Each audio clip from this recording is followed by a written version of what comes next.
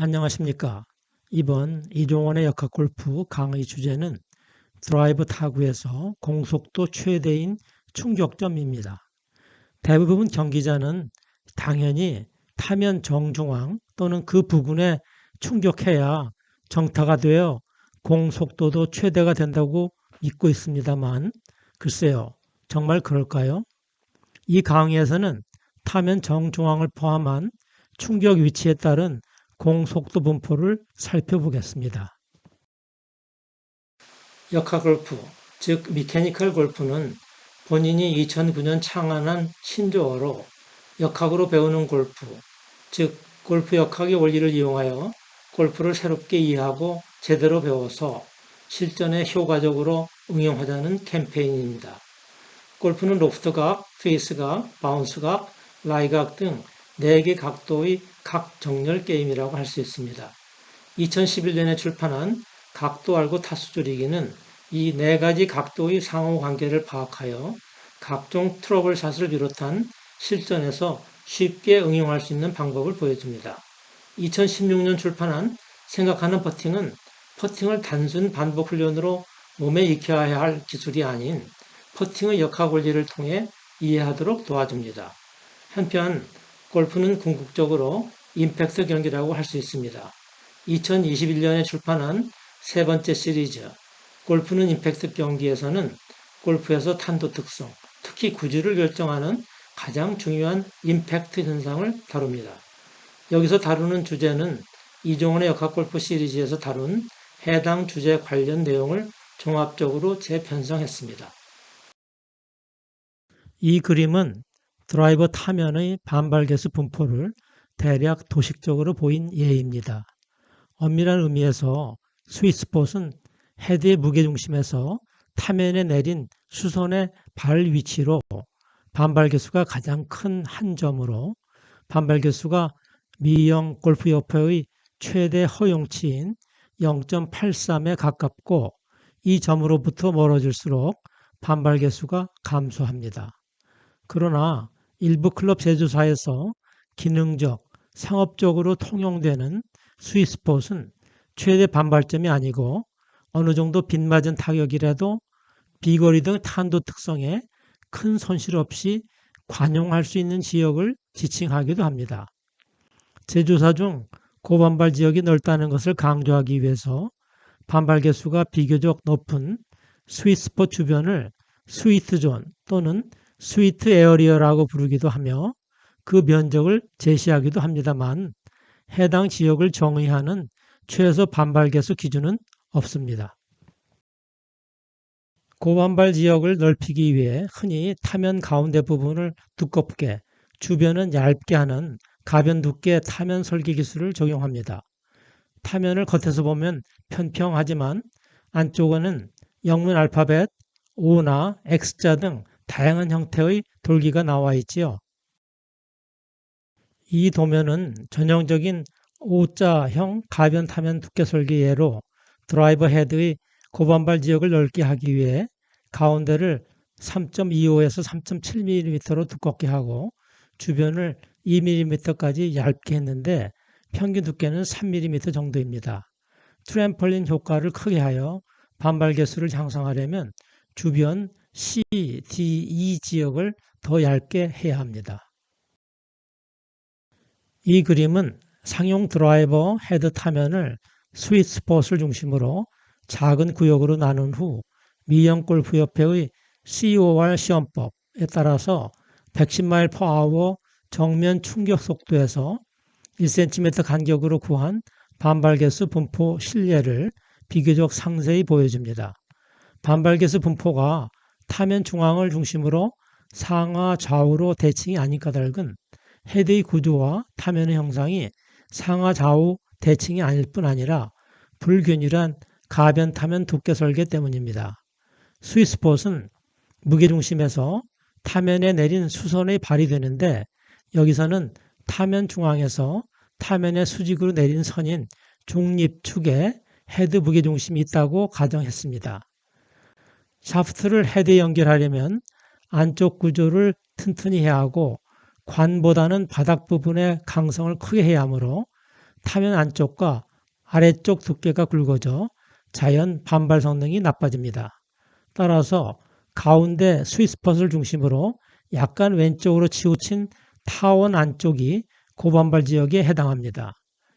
이 반발계수 분포는 헤드 속도 110마일/hr 기준으로 구한 것으로 헤드 속도 감소 매 10마일/h당 반발계수는 약 0.01씩 증가합니다. 예를 들어 100마일/h 헤드 속도에서의 반발계수 분포는 위 표에서 0.01을 더해야 합니다. 드라이버 스윙 궤도와 스윙 평면에서 샤프트의 탄성 변형과 아울러 타면이 지향하는 방향을 보면 역스윙 끝에서부터 초기 약 0.3초 동안은 개인차이가 있긴 하지만 타면이 주로 정면을 향합니다. 대략 클럽이 수평을 향하는 충격 시점 기준 약 0.04초 전부터는 타면이 충격 시점에서 스윙 진로에 정렬하기 위해 회전하기 시작하지요. 따라서 내리스윙 시작 때는 헤드 닫힘 각속도가 0에 가깝다가 클럽이 대략 수평이 되는 충격 약 0.04초 전부터 가속하여 충격 순간 헤드 닫힘 각속도가 최대 700rpm까지 커질 수 있습니다. 이 짧은 시간에 타면은 대략 70에서 100도 회전하여 표적에 정렬하게 됩니다. 헤드 닫힘 각속도가 빠르면 충격 때 타면이 닫히기 쉬워 드로우 구질이 되기 쉽고 반대로 느리면 타면이 열리기 쉬워 페이드 구질이 되기 쉽지요. 헤드 닫힘 각속도는 대략 헤드 속도에 비례한다고 알려졌습니다. 헤드 타면이 표적선을 향해 정렬하는 충격 시점 기준 약 0.04에서 0.05초 동안의 스윙 궤도를 평면과 정면에서 보면 모두 90도 정도 회전함을 알 수 있습니다. 즉 타면이 평면과 정면에서 비슷한 정도로 회전한 후 표적선에 정렬하게 됩니다. 이 중에서 수직축 회전 속도는 클럽이 수평을 지향할 때부터 팔꿈치 바로 아래를 순간 회전 중심으로 하는 스윙 원호를 그릴 때의 헤드 회전 속도에 해당합니다. 수평축 회전 속도는 대략 내리 스윙 중 헤드가 표적선에 정렬하기 위해 수평축에 대해 90도 회전하는 스윙 원호를 그릴 때의 헤드 속도에 해당합니다. 따라서 샤프트 축을 비틀어 헤드를 표적에 정렬할 때의 헤드 각속도의 수평과 수직 성분이 비슷하게 됩니다. 예를 들어 헤드 속도 100마일/h를 기준으로 할 때 헤드 각속도의 수평과 수직 성분이 모두 약 470rpm의 크기를 갖게 되지요. 두 성분의 벡터 합인 헤드 각속도는 670rpm이 되고 수직 수평축에 대해 45도 기울기를 갖습니다. 헤드 속도가 다를 때의 충격 순간 헤드 회전 속도는 단순 비례로 계산하면 됩니다. 예를 들어 LPGA 투어 선수의 경우 드라이버 평균 헤드 속도가 94마일/h이므로 이에 비례해서 헤드 회전 속도 630rpm을 적용하면 됩니다. 이 그림은 헤드 타면 중앙인 스윗스폿에서 헤드 속도가 100마일/h, 헤드 회전 속도가 670rpm일 때 타면 각 충격점의 실제 속도 분포로 스코어 라인 기준 대략 45도 대각선 방향의 속도가 같게 됩니다. 이 그림은 스윗스폿에서의 헤드 속도 100마일/h 기준 충격점 위치에 따른 헤드 속도를 앞서 반발계수 분포에 맞추어 1cm 간격으로 재구성한 것으로 타면 바깥 아래쪽의 헤드 속도가 5마일/h 크고 샤프트 쪽의 헤드 속도가 5마일/h 작아서 충격점 위치에 따라 최대 헤드 속도 차가 10%인 10마일/h 정도 생깁니다. 공속도를 계산할 때 유의할 점은 앞서 보인 반발계수 분포는 미형 골프협회의 COR 시험에 따라 헤드 속도 110마일/h 기준으로 측정한 것으로 헤드 속도 감소 매 10마일/h당 반발계수는 약 0.01씩 증가하므로 헤드 속도가 각기 다른 충격 위치별로 새로 계산해서 반영해야 합니다. 드라이버 타구에서 일반 경기자 초미의 관심사는 어느 충격점에서 최대 비거리가 나는가? 라는 의문이겠습니다만 공속도뿐 아니고 드라이버의 공칭 로프트각, 샤프트의 강도에 따른 회전 로프트각, 그리고 영각과 발사각에 따라 비거리가 크게 바뀔 수 있습니다.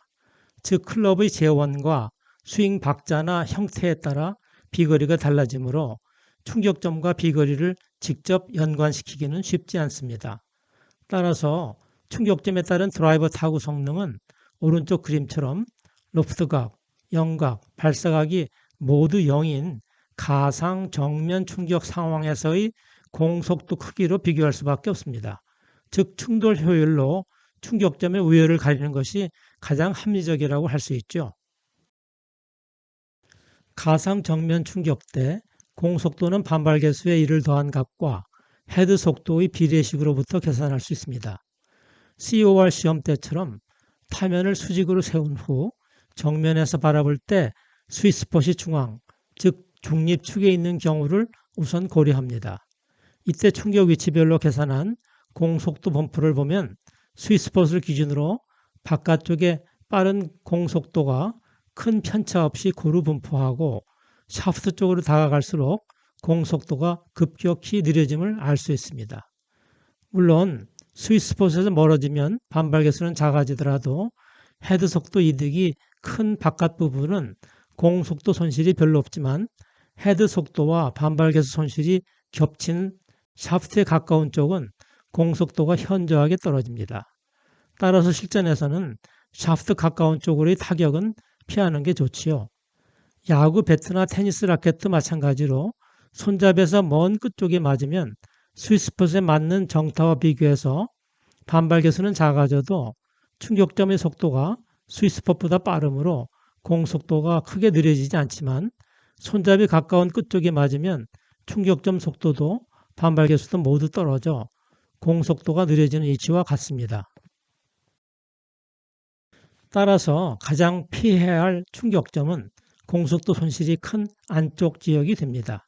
한편 바깥쪽이라도 아래쪽은 각효과와 기여효과의 복합작용으로 발사각이 낮은 대신 역회전이 과다해서 위로 솟아오르는 소위 뜬공 구질이 생기는 지역으로 자연 비거리 손실이 크므로 가능하면 피해야 할 충격 위치입니다. 결론적으로는 비거리와 공속도 관점에서 가장 유리한 충격점 위치는 스윗스폿 기준 바깥쪽이면서 중간과 위쪽 지역이 됩니다.